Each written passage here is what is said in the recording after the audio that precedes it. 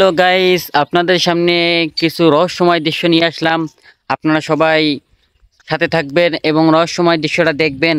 কি রহস্যময় দৃশ্য আপনাদের কাছে নিয়ে আসলাম। আপনাদের কাছে সবার কাছে অনুরোধ থাকলো আমার রহস্যময় দৃশ্যটা আপনারা দেখবেন। একটা গ্রামের দৃশ্য নিয়ে আসলাম, গ্রামের রহস্যময় দৃশ্য নিয়ে আসলাম। আপনারা সবাই সাথে থাকবেন এবং রহস্যময় দৃশ্যটা গ্রহণ করার চেষ্টা করবেন। বিশেষ করে আমাদের এলাকায় একটা মন্দির আছে অবশ্য। মন্দিরটায় একটা শ্মশান আছে। ওই শ্মশানের মধ্যে এখানে লাশ অবশ্য কিছু অক্ষয় করা হয় এবং ওখানে যারা ওদের মানে ওদের ধর্মের মধ্যে যেটা করা হয় সেখানে সেটা করা হয়। আচ্ছা, যাই হোক, বড় কথা এটা না। বড় কথা হলো আপনাদের সামনে একটা রহস্যময় দৃশ্য তুলে ধরবো। আপনারা পাশে থাকবেন এবং রহস্যময় দৃশ্যটা গ্রহণ করবেন। বিষয়টা হলো, রহস্যময় দৃশ্যটা হলো মনে করো মন্দির নিয়ে। মন্দির, আমাদের গ্রামে একটা মন্দির আছে। ওই মন্দিরে একটা শ্মশান আছে। ওইখানে শ্মশানের সাথেই একটা রহস্যময় গাছ আছে অবশ্য। এই গাছটা কিন্তু অনেক, গাছটার মধ্যে অনেক ঘটনা আছে, অনেক পুরনো ঘটনা আছে। আমার বাপ দাদার মধ্যে শোনা কিছু ঘটনা আছে। আমি সেই ঘটনায় আপনাদের সামনে এখন তুলে ধরবো। আপনারা সবাই পাশে থাকবেন। হ্যাঁ বন্ধু, যেই রহস্যময় দৃশ্যের কথা বলছিলাম, আমরা সেই স্পটে চলে আসলাম। আপনাদের সবার অনুরোধ থাকলো রহস্যময় দৃশ্যটা দেখে যাবেন। বিশেষ করে আমাদের গ্রামে যে মন্দিরটার কথা বললাম আপনাদেরকে, অবশ্যই সেই মন্দিরটা অবশেষে চলে আসলাম। মন্দিরটা দেখতে পাচ্ছেন।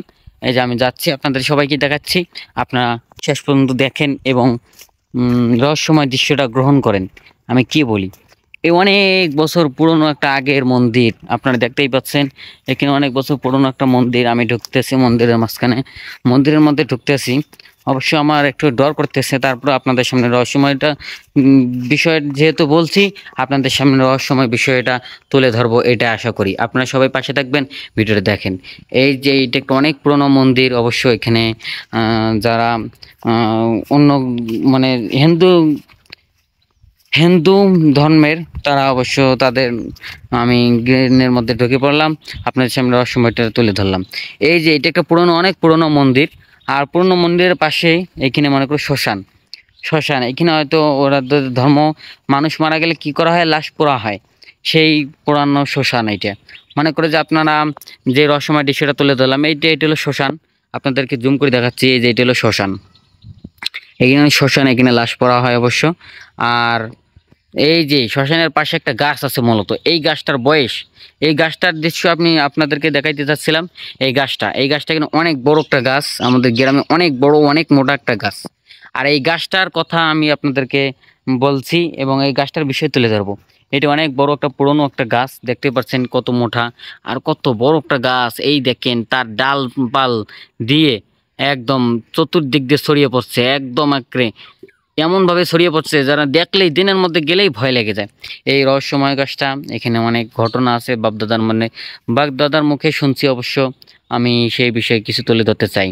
এই যে দেখতে পাচ্ছেন গাছটা অনেক মোটা, অনেক পুরনো একটা গাছ। এই গাছের মধ্যে বাপদাদার কাছে শুনছি অনেক কিছু থাকে। অবশ্য দিনের মধ্যে অনেক ভয় পায়, অনেক কিছু থাকে। আর গাছটা দেখতেই পাচ্ছেন, আমি চতুর্থ সাইডে ঘুরে দেখাচ্ছি, অনেক মোটা। আর অনেক কিছু রহস্য আছে, লুকায় আছে এই গাছের ভেতরে।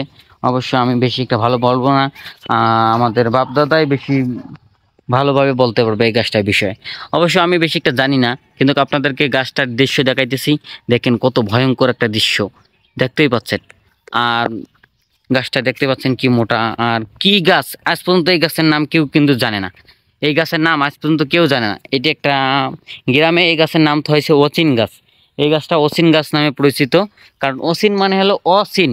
অচিন বিষয়টা বুঝতে পারছেন, মানে অচিন মানে কেউ চেনে না, অচিন, অচিনে গাছ। সেই জন্য এই গাছে গ্রামের লোক এই গাছের নাম হয়েছে অচিন গাছ। দেখতে পাচ্ছেন গাছটা কত মোটা এবং কত তার ডাল পাল চতুর্দিক দিয়ে ছড়িয়ে পড়ছে। আর এই পাশে হলো আপনাদের শ্মশান, শ্মশান ঘাট। এখানে হয়তো লাশ পোড়ানো হয় আর এখান থেকে বর্ষ করা হয়। আর ওদের ধর্মে এইটাই নিয়ম, ওরা এইটাই পালন করে। যাই হোক, আপনাদের সামনে গ্রামের দৃশ্যটা তুলে ধরলাম। দেখতে পাচ্ছেন মন্দিরটা, আর এই দেখতে পাচ্ছেন গাছটা, রহস্যময় গাছ। একদিন আমি আপনাদের সবাইকে আমার বাপ দাদার মুখেই শোনাবো এই গাছের রহস্যময় বিষয়। যতটুকু পারলাম অতটুকুই তুলে ধরলাম আপনাদের কাছে। যাই হোক, এই গাছটার বিষয়ে তো আপনারা জানলেনই। আমি অবশ্য বেশি একটা জানি না, আমার বাপদা বেশি একটা জানে অবশ্য। আমি যদি সময় পাই ইনশাল্লাহ আপনাদের সামনে এই গাছটার বিষয়ে কিছু রহস্যময় বিষয় নিয়ে আপনাদের সামনে তুলে ধরবো। এই শ্মশানের কিছু রহস্যময় বিষয় নিয়ে আপনাদের সামনে তুলে ধরবো। অথচ আমি এই অনুষ্ঠানটি এখানে শেষ করছি। আপনারা সবাই পাশে থাকবেন, সুস্থ থাকবেন। আল্লাহ হাফেজ।